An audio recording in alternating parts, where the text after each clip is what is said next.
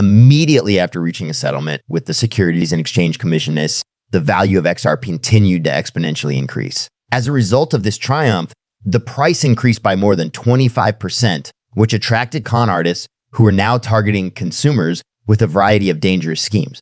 Fraudsters see the expansion of XRP as a potential opportunity. Recent reports from Ripple indicate that there has been an increase in fraudulent activity that are designed to trick consumers of XRP currencies.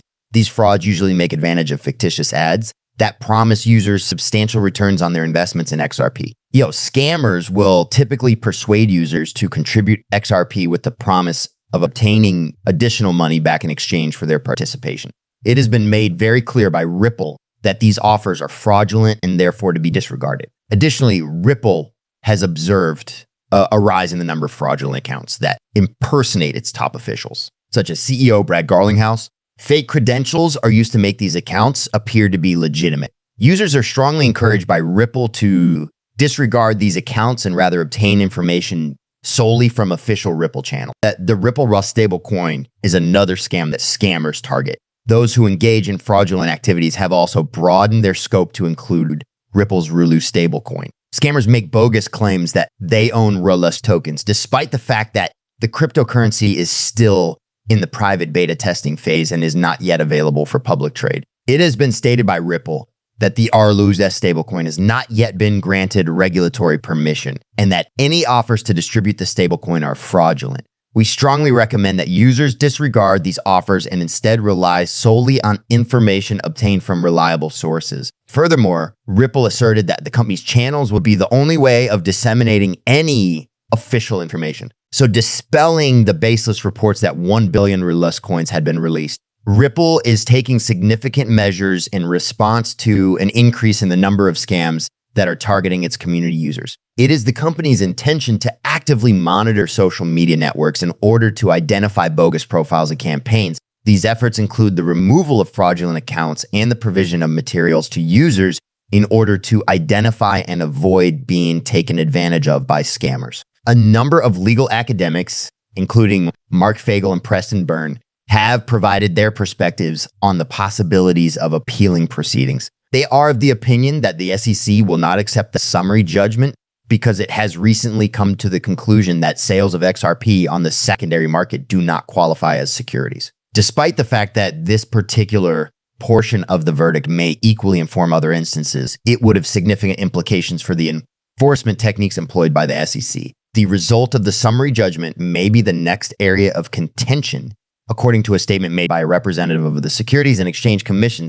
even though the likelihood of an appeal of the remedial order continued to be low. The verdict is now in the hands of the Securities and Exchange Commission, SIC, which has 60 days to file an appeal on the decision made by the court. This has caused the industry to be on edge. The decision of the lawsuit has had a considerable impact on the market, as evidenced by the fact that the price of XRP rose by more than 20% in just one day after the ruling. Ripple's continued efforts to expand the utility of blockchain systems by providing high-quality asset-backed digital currencies have reached a critical milestone with this announcement, which represents a significant milestone in those efforts. In accordance with the official blog post published by Ripple, the introduction of Rust is intended to generate new opportunities for users, developers, and applications that are operating within the XRP ecosystem.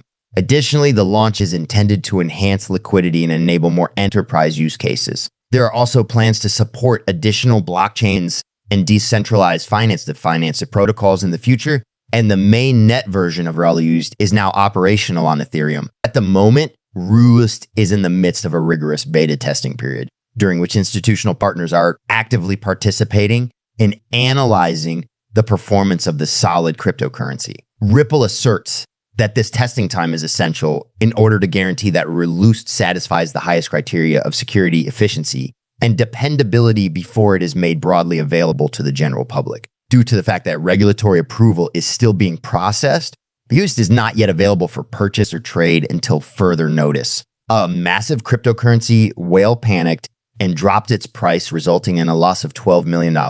Ripple's Rust is entirely backed by a combination of US dollar deposits, short-term US government treasuries, and other cash equivalents. It is tied to the US dollar at a ratio of 1-to-1. The company has committed to ensuring that these reserve assets will be reviewed on a regular basis by independent parties and that monthly attestations will be released in order to preserve the user's trust and ensure that there is transparency. The launch of Roost is a key milestone in Ripple's ambition to increase its impact in the digital currency arena, giving more stable and secure options for transactions and investments in the blockchain ecosystem. According to the official release, with the likelihood of an appeal by the SEC looming large, a fresh update has emerged in this ongoing conflict. It is possible that the Securities and Exchange Commission, which just had its request for a penalty of $2 billion, drastically lowered to $125 million, would dispute the decision of the court regarding the classification of XRP sales on secondary markets as non-security. Ripple and the Securities and Exchange Commission,